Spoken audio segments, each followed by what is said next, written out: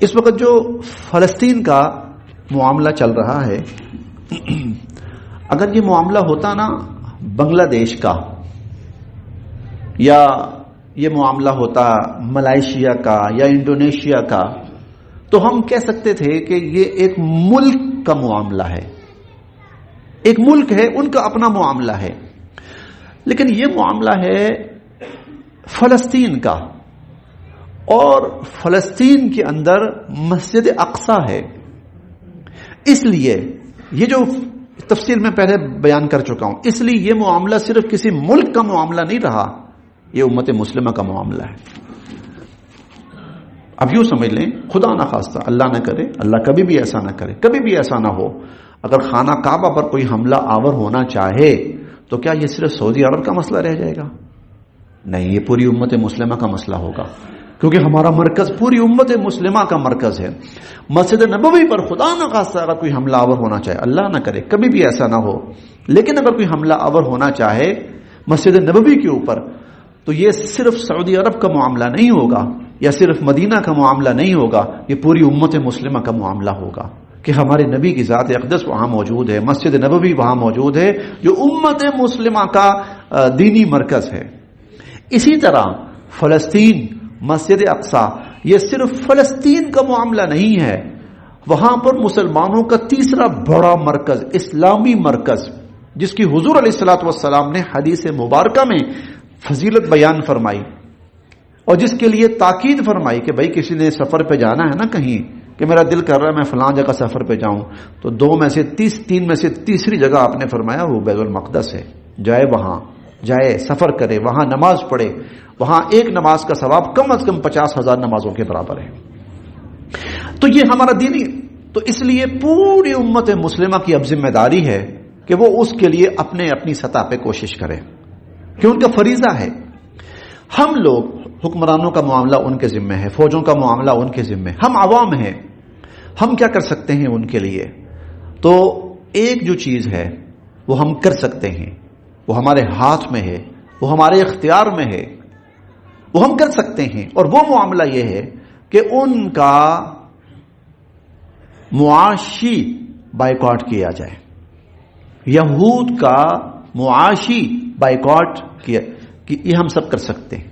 یعنی یہودی کمپنیز جو چیزیں بنا رہی ہیں اور بیچ رہی ہیں، اور بیچ کر اس کے پروفٹ کا حصہ اسرائیل میں لگا رہی ہیں، اور اسرائیل اس سے اسلحہ بنا کر، فوج تیار کر کے مسلمانوں کے خلاف لڑ رہا ہے، پیسہ ہمارا ہے، ہمارا پیسہ ہے. میں نے جو گروپ میرے پاس ہیں، مسجد کے ساتھیوں کا بھی ہے، مدرسے کے، قرآن کلاس کے بھی، میں نے جہاں جہاں ممکن ہے ان سب کو وہ لسٹیں بھیجی ہیں، اور آپ سب کے پاس ہوں گی اس وقت آپ سب کے پاس وہ لسٹیں ہیں کہ کون کون سی چیزیں ہیں جو یہودی کمپنی، اسرائیلی کمپنیز بنا رہی ہیں، اور وہ پوری دنیا کے اندر ملٹی نیشنل کمپنیز ہیں، اور پوری دنیا کے اندر وہ بیچ رہی ہیں. تو وہ ہم خرید رہے ہیں، ہم ان کو نفع دے رہے ہیں. چنانچہ سب سے پہلے کوشش یہ کریں، سب کے سب ساتھی، کہ وہ جتنے بھی اشیاء ہیں ہم نے ان کا بائیکاٹ کرنا ہے. دشمن کو معاشی نقصان پہنچانا یہ کتنی بڑی بات ہے، اور یہ کتنی بڑی حکمت عملی ہے. حضور علیہ الصلوۃ والسلام جب مدینہ منورہ تشریف لائے نا، مدینہ منورہ آنے کے بعد حضور صلی اللہ علیہ وسلم نے کفار کی وہ گزرگاہیں جن سے ان کے تجارتی قافلے گزرتے تھے، جن سے ان کے تجارتی قافلے گزرتے تھے، اور ان تجارتی قافلوں کی بنیاد پر مکہ کی معیشت چلتی تھی، حضور علیہ الصلوۃ والسلام نے وہ راستے بند کرنے شروع کر دیے، وہ راستے بند کرنے شروع کر دیے. قریش کو اس سے نا وہ تکلیف ہوئی، اور اس تکلیف کی وجہ سے غزوہ بدر سے پہلے تقریباً کوئی 15 سے 20 چھوٹی چھوٹی لڑائیاں ہوئی ہیں مسلمانوں اور قریش کے درمیان. کیوں؟ حضور ان کا معاشی راستہ روک رہے ہیں، ان کو معاشی نقصان پہنچا رہے ہیں.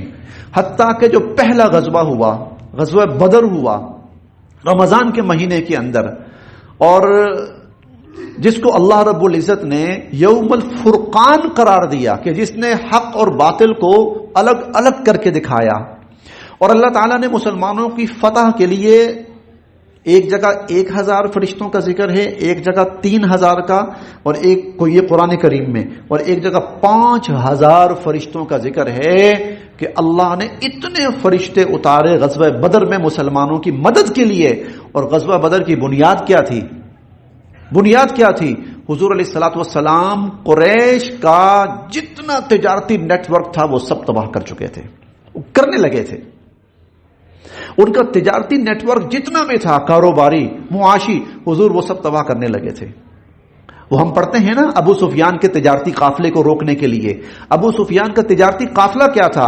یہ ان کا تجارتی نیٹ ورک تھا، کاروباری نیٹ ورک تھا بہت بڑا، اور یہ دنیا کے کئی ممالک تک پھیلا ہوا تھا. حضور علیہ الصلوۃ والسلام نے اس کو کاٹ ڈالا. جب کاٹنے لگے نا قریش کو تکلیف ہوئی، پھر وہ اٹھ کے مسلمانوں پہ حملہ آور ہونے کے لیے آئے. تو غزوہ بدر ہوا. غزوہ بدر ہوا تو اللہ نے ہزاروں فرشتوں کے ذریعے مدد فرمائی. تو حضور علیہ الصلوۃ والسلام نے پہلا جو مقابلہ ان سے کیا ہے، معاشی مقابلہ کیا ہے. ان کو معاشی نقصان پہنچایا ہے، ان کی جو معیشت ہے اس کو تباہ کرنے کی کوشش کی حضور علیہ الصلوۃ والسلام نے. آج امت مسلمہ یہ کر سکتی ہے، یہ تو ہم کر سکتے ہیں. کیوں جی؟ کرنا چاہیے یا نہیں کرنا چاہیے؟ لسٹیں آپ کے پاس ہیں وہ والی؟ سب کے پاس، تقریباً سب کے پاس ہیں. نہیں ہے تو ایک دو ساتھی سے پوچھ لو، اپنے گھر میں بچوں سے پوچھ لو، ہاں بھائی دکھاؤ مجھے وہ ساری یہودی کمپنیز جو چیزیں بنا رہی ہیں. ایک بات میں یہ کہہ دوں اپنی حد تک، وہ یہ کہ میں کوشش کروں گا ان میں سے کوئی چیز اس مسجد میں کم سے کم نہ داخل ہونے پائے. اسی لیے وہ سافٹ ڈرنکس جو ان کمپنیوں کے ہیں، کوئی بندہ لے کے مسجد میں داخل ہوا نا تو میں نے مسجد کے دروازے کے اوپر وہ پکڑ کے نا ٹکڑے کرنے، انشاءاللہ میں کروں گا. اور اگر آپ میں سے کسی کے محفل میں وہ چیزیں نظر آ گئی تو پھر بتائیں، اب بولیں. اب کچھ کرنے کا وقت ہے، اب بولیں، بتائیں. اگر آپ میں سے کسی کی محفل میں وہ چیزیں نظر آ گئیں، ابھی یہ فنکشن شروع ہونے والے ہیں، ہمارے ہاں نکاحوں کے شروع ہو چکے ہیں، بارات ہے اور تیل مہندی ہے اور ولیمہ ہے، اور ان فنکشنوں پہ ہم وہ چیزیں استعمال کریں گے، تو پھر قاتل کون ہوا فلسطینیوں کا؟ اسرائیل تو ہے ہی ہے، اور اس کے معاون اور مددگار کون ہوئے؟ ہم. تو کیوں بھائی مجھے یہ بتائیں، اپنے فنکشنوں میں، اپنے پروگراموں میں آپ ان کی مصنوعات استعمال کریں گے؟ آواز نہیں آئی، آنی بھی نہیں ہے، آواز نہیں آنی. کریں گے آپ؟ میں کہہ رہا ہوں آپ کریں گے. اور نہیں جی وہ کیا کریں، وہ پیکج ہے، پیکج کے اندر یہ کیا دنیا کی ڈیمانڈ ہے، لوگ کرتے ہیں جی، کیا کریں اب، نہ رکھیں اب. کیوں جی؟ جو کرے گا، جو خریدے گا، جو ڈیلیور کرے گا، سرو کرے گا، جو پیے گا، یہ سب کے سب مسلمانوں کے قاتل ہوں گے. صاف لفظوں میں کہہ رہا ہوں، یہ سب کے سب، اللہ کی قسم منبر رسول پہ بیٹھ کے کہہ رہا ہوں. کیوں؟ یہ پیسہ جائے گا اسرائیل تک، اور اس سے پیسے سے وہ اسلحہ بنا کر مسلمانوں کا قتل عام کریں گے. اب میں ڈیلر حضرات سے کہنا چاہتا ہوں، جو آپ میں سے ڈیلر حضرات ہیں، خدا را آپ ان کی مصنوعات خریدنا بند کریں. آپ کے پاس تو پوری لسٹ ہے، کون کون سی کمپنیز ہیں، یہودی کمپنیز ہیں، آپ ان کی مصنوعات خریدنا ختم کریں. کیوں؟ اگر آپ نے خرید لی نا تو پروفٹ تو پہنچ گیا، ان کو، ان کمپنیوں کو فائدہ پہنچ گیا. جب آپ جو ڈیلر حضرات ہیں، دکاندار حضرات ہیں، جب آپ خریدنا چھوڑ دیں گے تو وہ چیز ختم ہونا شروع ہو جائے گی. اللہ کا شکر ہے کہیں کہیں مسلمان اس بائیکاٹ میں شامل ہو چکے ہیں. یہ میکڈونلڈز وغیرہ اللہ کا شکر ہے وہ اب خالی ہو چکے ہیں. اللہ کا شکر ہے کافی حد تک یہ دیکھنے میں آ رہا ہے، سننے میں آ رہا ہے، اور ان کی جو مصنوعات ہیں وہ کم ہو رہی ہیں. لیکن کم نہیں، ہم نے ختم کرنی ہے، ہم نے ضرور بھی ضرور ختم کرنی ہے. اور اگر نہیں کریں گے تو پھر ہم فلسطینیوں کے قاتل ہیں.